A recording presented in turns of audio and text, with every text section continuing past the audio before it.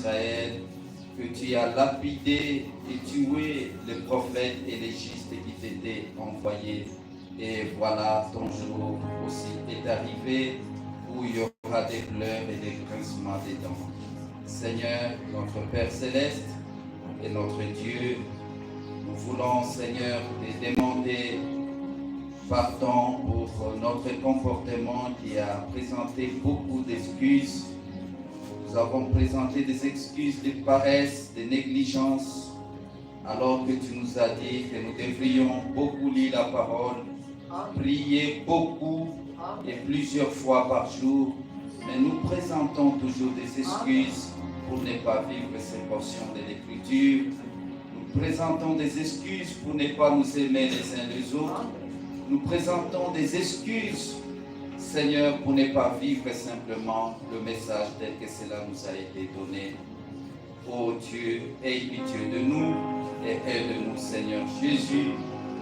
Seigneur, en ce moment où nous comprenons que le chagrin est une vraiment mauvaise chose que nous ne devrions pas produire dans la vie de l'autre parce que cela tue.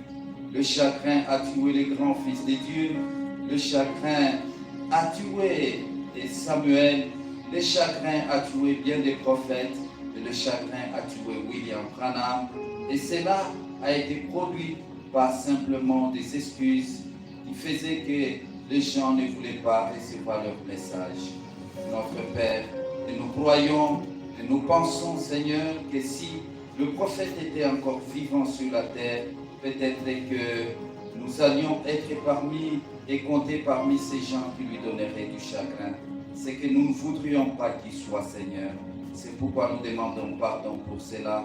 Père, nous n'avons pas de raisons valables que nous pouvons présenter devant toi. Simplement, nous demandons pardon.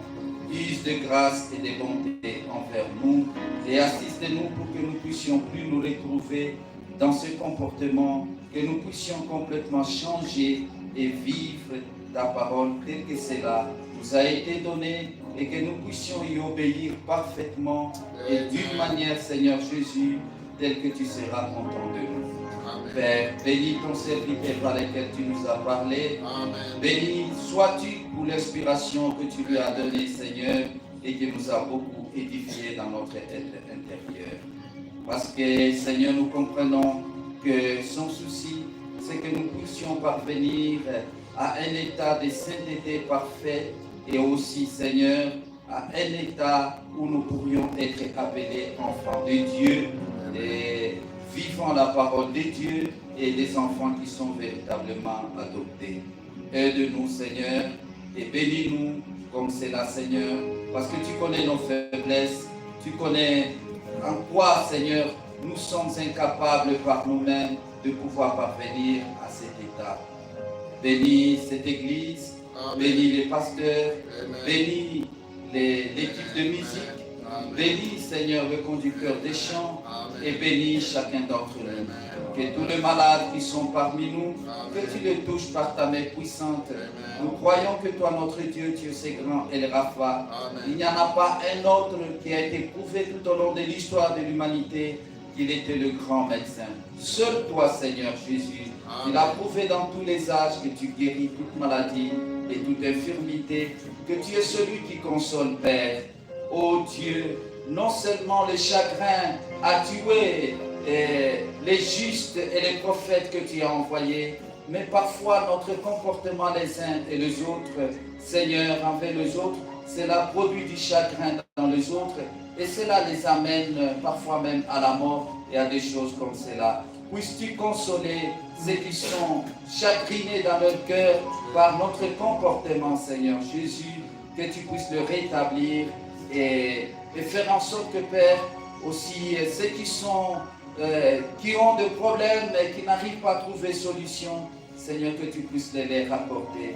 Au début ici, Seigneur, le diacre a prié pour que tu puisses nous donner aussi de l'argent, car nous en avons besoin. Amen. Cela nous produit aussi beaucoup de chagrin lorsque nous arrivons à manquer et que nous avons beaucoup de problèmes à résoudre qui ne sont pas en dehors de ta volonté. Seigneur, aide chacun d'entre nous. Ouvre ta main bénie et généreuse